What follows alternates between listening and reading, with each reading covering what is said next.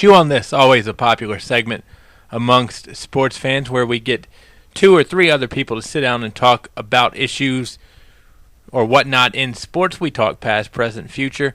Will Castle, Scott Wilson, the 2 founding fathers of Chew on This with me, joined me for a talk earlier this week. We talked college sports, the movements of VCU and ODU made the ACC see movement, and also we kind of throw out some ideas about new draft procedures for the NBA. Will people listen to us?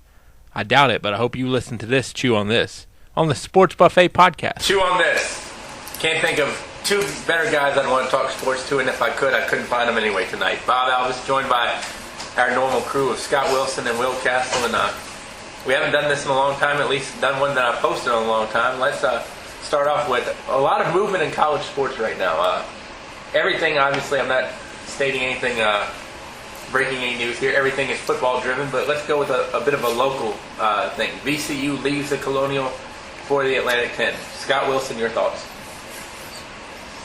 I wasn't surprised. I've always grew up with Mason in my backyard, so now I'm kind of taking it from the Mason perspective of like, now what are they going to do? Because that's their big rival, and then their other big rival, which we'll probably talk about in a minute, ODU, is moving as well. But where are they moving to? Conference USA. Okay. Yeah. VCU's going to the Atlantic 10. Yeah. The Atlantic 10 just added Butler too. I don't know who they're really losing. I guess I heard Temple is moving. It's hard to keep track of all these teams, but I mean, going to the A10 is an improvement, definitely. And you've got Richmond right there as your in-conference rival. Yeah. Now, VCU, they don't play football, do they? Correct. And so this is one of those basketball kind of rare draft basketball-driven ones. ODU is a football move because they do play football, and they're looking to get into the FBS. Recently, right? Yes, only in the past like 2 years. Yeah. But, the thing about ODU is ODU cannot leave their backyard, per se, like you, who had George Mason in their backyard, which must have made landscaping very easy. Yeah. But ODU never really... I mean, they got a good fertile recruiting ground right there anyway with the 757 because not everybody can go to Virginia Tech. Yeah. And for those people who want to stay home, now they have a choice. Or don't qualify. Either way. Will Castle, any thoughts on this major movement that we have in college sports? Well, going back, I think VCU going to the A10 is good for them. I mean... No, they did leave some money on the table, by the way, because the share of what they got in the Final Four stays with the conference. Really? So that money, they don't get to take that with them. But their goal, I mean, they're hoping give a little now, get more later. Exactly. Yep. Type of thing. And you can't blame me. A10 is a stronger basketball conference. It shows, you know what, we want to get better. We don't want to just rest on our laurels and keep doing very well or dominating the CAA. They're in the CAA, right? Yes. And the CAA, as we know it now, is probably dead. Yeah. I mean, there's no point in the CAA tournament being in Richmond anymore. Definitely not. True. I mean, so is George Mason their strongest CAA? That's the strongest team in the conference. But I mean, the CAA really too. You got to figure what does JMU That do? and Drexel. What does JMU do in terms of because I don't know how good of a football league the CAA is. I mean, I guess they got Richmond for football purposes, right? I believe. I'm pretty sure. They have a football fairly team. certain. Yeah, I know, but I'm saying I think Richmond's in the CAA for football because there is no Atlantic 10 for football. A lot of the Atlantic 10 schools are in the, I think it's the Yankee Conference or something. That sounds right. I thought that a lot of the CAA teams in football are in the A10. There's a conference that has like Delaware and JMU. I think and it's called Wayman, Yankee. Well, I think JMU is in the... Maybe there is no CAA for football. I'm pretty sure that's called Atlantic 10. Yeah. But anyway, the football drives the train right now. Now, there has been talk, from what I've heard, and a lot of this is just rumors, Florida State to the Big 12. That was Wilson, do you see basically that their administration mouthing off and complaining about the ACC, which is not going to earn them any points in John Swafford's book. Do you see that happening though? No, I don't. I don't see how that makes sense. Going to the 12 now. Virginia Tech or anybody leaving the ACC in your mind? I don't think so. I think it makes sense for the ACC to pull in one more and make it an even 16 team league. Yeah. Who's that team? Are we assuming that no team from a current bigger conference would go there? No, Okay. we're not assuming that at all. Okay. It can be anybody. Well, what about Notre Dame? I don't think it's Notre Dame though. I think the only conference Notre Dame will go to once they're finally told you go to a conference or you don't go to a bowl game anymore, it'll be the Big 10, whatever the hell it's called Big now. Ten right now. Yeah. Yes. I don't know if anybody leaves the SEC to the ACC because I would think the payout is not as good. What about Well, I know the TV deal is not. right? What about East Carolina? I don't see them being a strong enough program. I mean, Well, they got football wise, neither is Duke. a big But student fan base. Yeah, but Duke has a good basketball yeah. program. And it's, ECU has but it's neither. one of those. But East Carolina has shown times they can be good, and geographically it's smart. In what sport? Football. Okay. They show they Yeah, can they- be good. Sorry, we mentioned basketball too. I Yeah. just wanted to know They what beat their Tech a few years ago. yeah. Yeah. Well, And low blow to the host. Get it out early. I mean, of any team in North Carolina, I would say them. I don't see you convincing like South Carolina to move over. I'm still a bigger fan of Vanderbilt moving over. You How know, about the Huskies? UConn.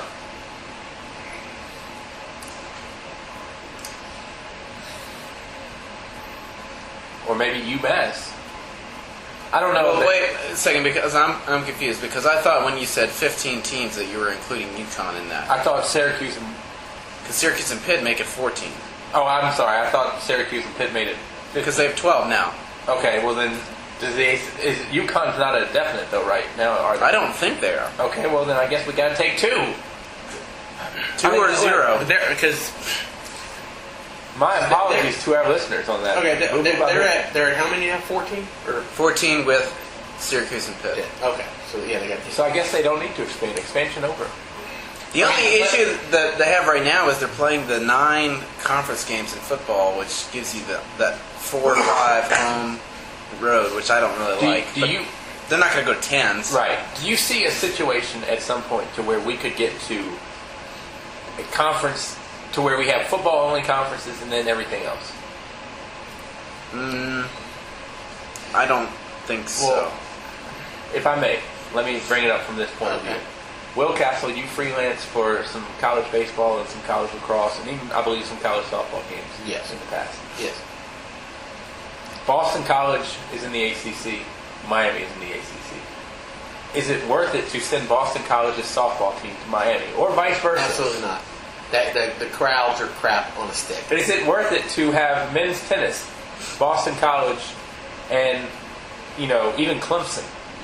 No, That's what- the sports. I mean, here's the thing: football pays for almost all these other fringe sports, and I do include baseball when I say fringe sports in college athletics because, with the exception of the handful of teams, baseball is not big in a lot. I know Liberty used to not even charge for baseball. I think they do now. I think so now. UVA, obviously UVA don't. charges, Tech doesn't, and so it's. And by the way, we have a future podcast lined up to kind of discuss the business of sports because I think a lot of people, myself included, where does the money go for a lot of people? What is paying? Like Winthrop, for instance, in the Big South, does not have football. How are they paying for everything? I mean, is it, It's a good question. Big South is much more of a bus league. Yeah. And if you have questions, please, the sportsbuffet@gmail.com, and we'll try to answer some of these financials. Just because I'm not looking to, I don't want to know profit or margin, but I mean, are people taking a loss? Is it, is it worth it to have, women's lacrosse or, I'm not trying to pick on that, but I'm just saying in terms of the travel, could we maybe at some point look at regional conferences and for everything but football and basketball. Kicking old school wrestling territory style. Kind of. I mean, just for the travel. Just for the travel. I don't see how smaller schools make it, they do not have a great backing. Like, here's the thing. I think the only reason Liberty makes money is because they got their alumni and their followers are freaking rich.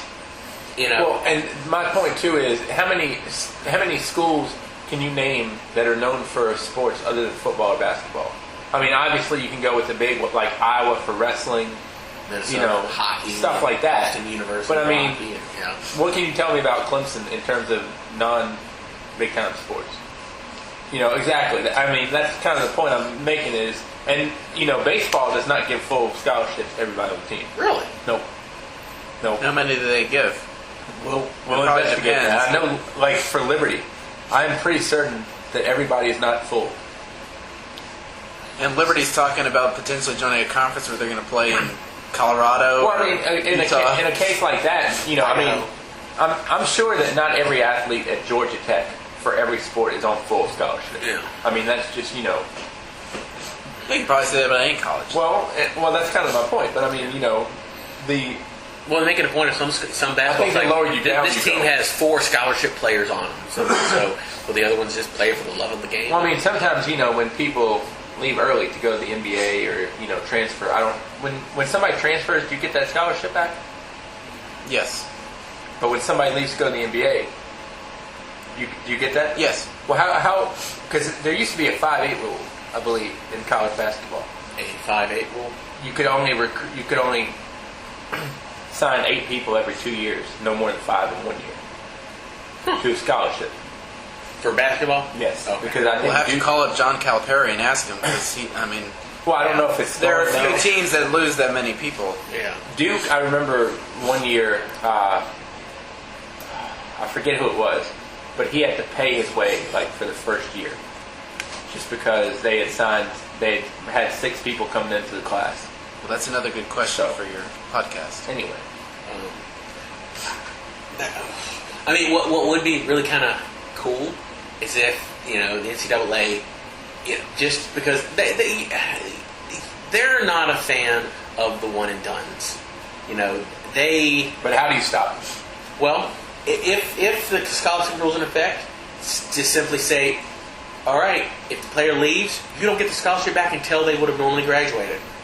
But why do you punish? And you're speaking basketball, by the way. Yes, football does not have that football, rule. yeah, and because football's not a big issue because you're guaranteed 2 years, normally 3 for football, of a player, and because I think with football you've got to be in the school for you have 3 years after graduation. yeah, or after From turn high 18, school. after turn 18.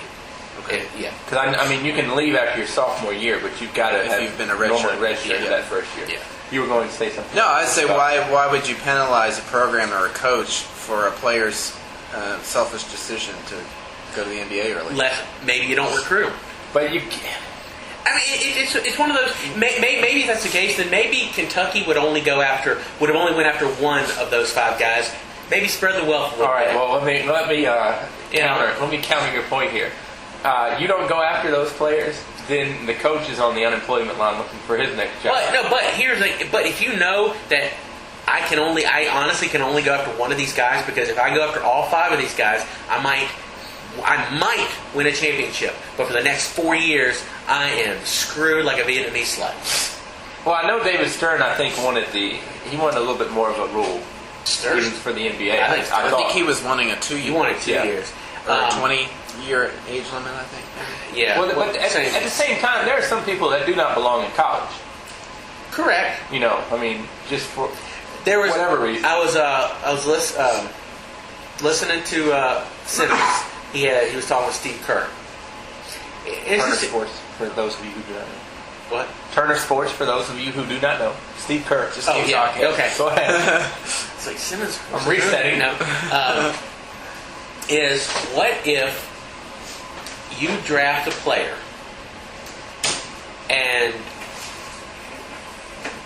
but they still have to play in college for 2 years?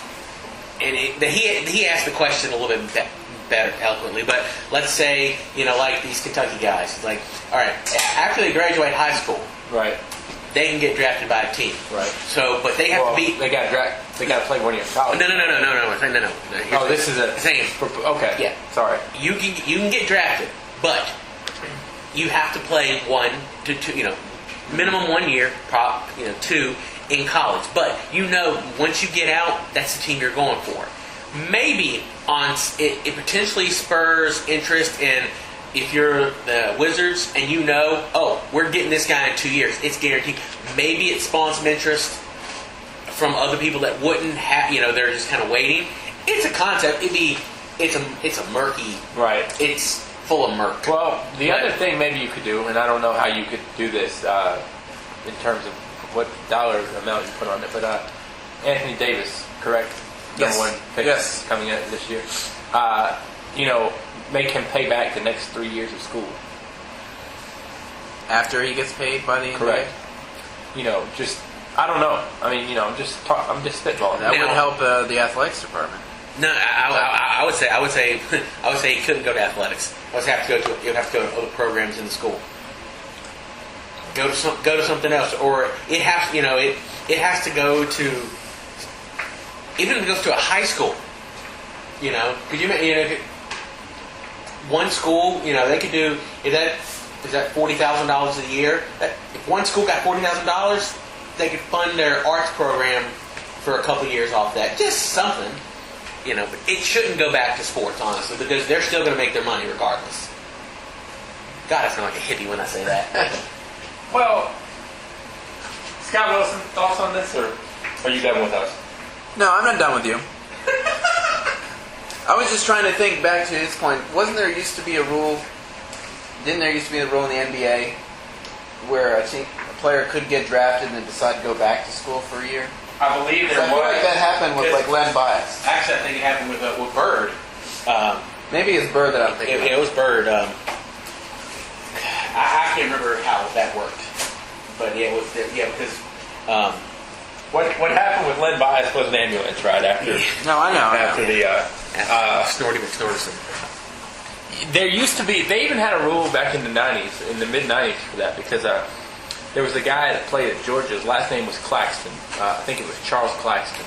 Got drafted I by remember Speedy Claxton. Yeah, this was a different one though. The Claxton boys spread out all over the place. I think he got drafted in the second round by the Suns and then came back, but the Suns still retained his rights. I don't know if that's, I don't think that helps in terms of, I'm sure there are people that are not going to class now that are playing. College is not a developmental league. I've always been a fan of you say I want to declare for the draft, and a panel of 20 people that try to make it as unbiased as humanly possible. Like a parole board? No agents. No agents. You have current coaches, old coaches, current sports writers. You get a few that are some of the people that are ridiculously knowledgeable, Right. And watch this. Saying it's like, and just say you're not ready. You stay in college 2 years. Just simple. It's just one of those like, because there are some players that yes you can take them out. They should not be in college. In other words, like. You need maybe it's one of those things like prove to us that you're willing. I'm going to make a petition that the three of us be that board.